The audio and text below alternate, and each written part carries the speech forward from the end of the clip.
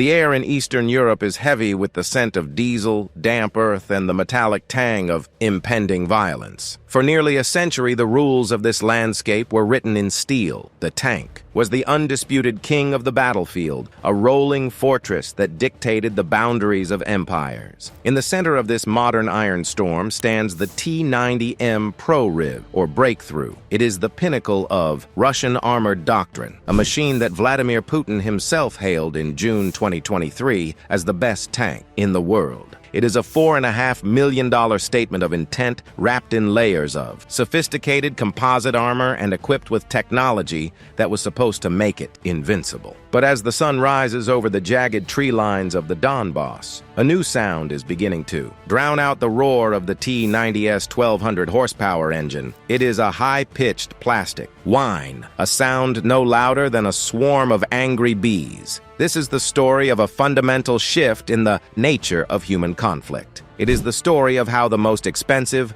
most advanced land weapon in the Russian arsenal met its match in a device made of plastic, carbon fiber, and hobbyist electronics. We are witnessing the 9,000 to 1 gambit, where a $500 toy is rewriting the fate of a $4 million legend. To understand the weight of this confrontation, we have to look back to the year 2017. During the Zapad military exercises, Russia unveiled the T-90M to a stunned group of international observers. This was not just another incremental upgrade to the aging Soviet T-72 platform, it was a total reimagining of what a Russian tank could be. The engineers at the Uralvagonzavod factory in Nizhny Tagil had integrated every lesson learned from decades of conflict. They installed the Relict explosive, reactive armor, a system designed to detect an incoming missile and detonate a counter-explosion to neutralize the threat before it even touches the main hull. They added the Kalina fire control system, an advanced suite of sensors and ballistic computers that allows the crew to track targets in total darkness and fire with surgical precision while moving at high speeds. By April 2020, the first batch of these machines was delivered to the elite 2nd Guards Motorized Rifle Division. The T-90M was the shield and the sword of the Kremlin,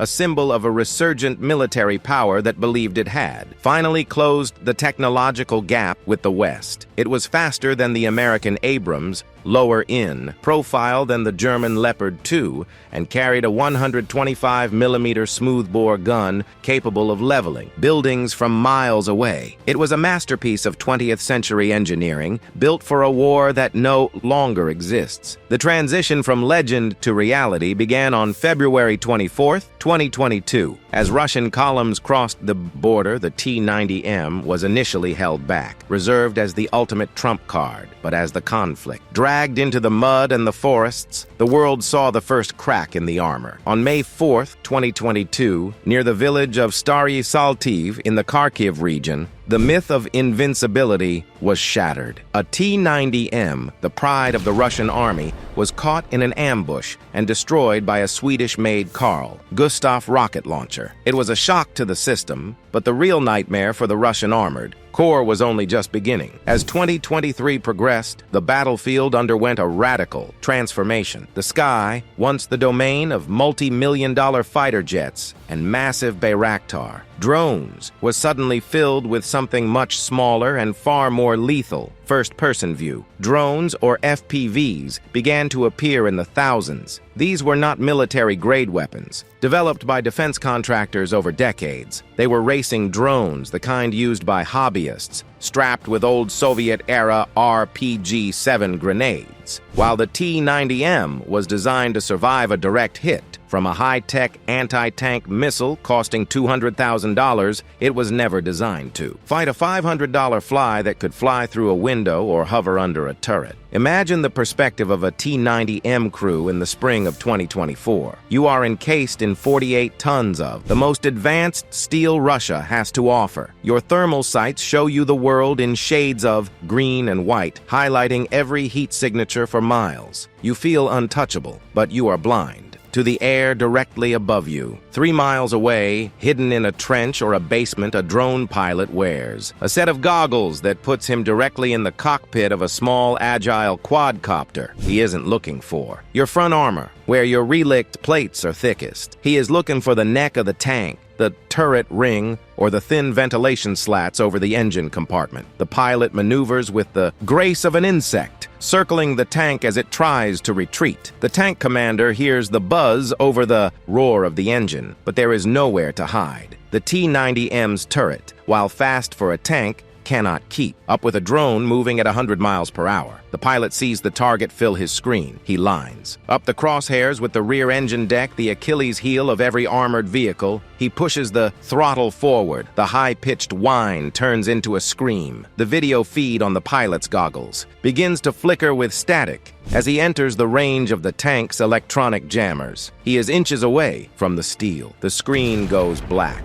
Total silence in the pilot's headset. On the ground, the impact is catastrophic. The $500 drone doesn't need to blow the tank apart. It only needs to pierce a few inches of steel to reach the fuel lines or the ammunition carousel. A jet of molten copper triggered by the drone's improvised payload burns through the engine deck. The $4 million breakthrough comes to a shuddering halt. Smoke begins to billow from the rear, and the sophisticated Kalina fire control system, with all its Western-made microchips and high-end optics, becomes useless. The crew is forced to bail out, abandoned by the very machine that was supposed to protect them. But the story doesn't end with a single hit. In this new era of warfare, the first drone is often just the scout. As the crew flees, a second and third drone arrive to finish the job, dropping small explosives into the open hatches to ensure the tank can never be recovered or repaired. This is the brutal, cold math of the 9,000-to-1 ratio. For the price of one T-90M,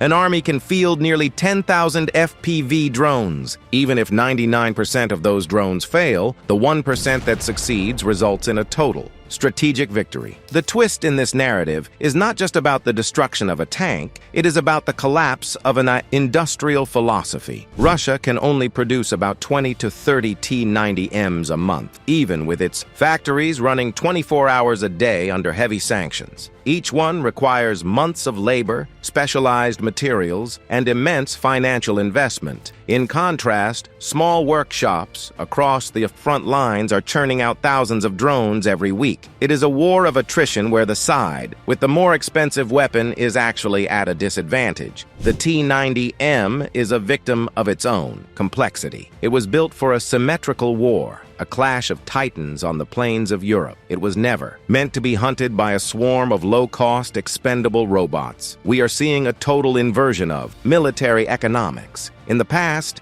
the more you spent, the safer your soldiers were. Today, the more you spend on a single platform, the bigger the target you become. The T-90M is a masterpiece of engineering, but in the age of the FPV drone, a masterpiece is just a very expensive way to lose a battle. The Russian military has tried to adapt, welding crude metal cages to the tops of their tanks, nicknamed cope cages by observers. They have tried mounting portable electronic jammers to the turrets, but for every defense, the drone pilots find a new frequency or a new angle of attack. The legacy of the T-90M will not be its supposed dominance, but its role as a turning point in history. It represents the final desperate breath of the 20th century's obsession with heavy armor. As we look at the charred remains of these $4 million machines scattered across the fields of Ukraine, we are looking at the death of a doctrine. The tank is not dead, but its crown has been stolen. The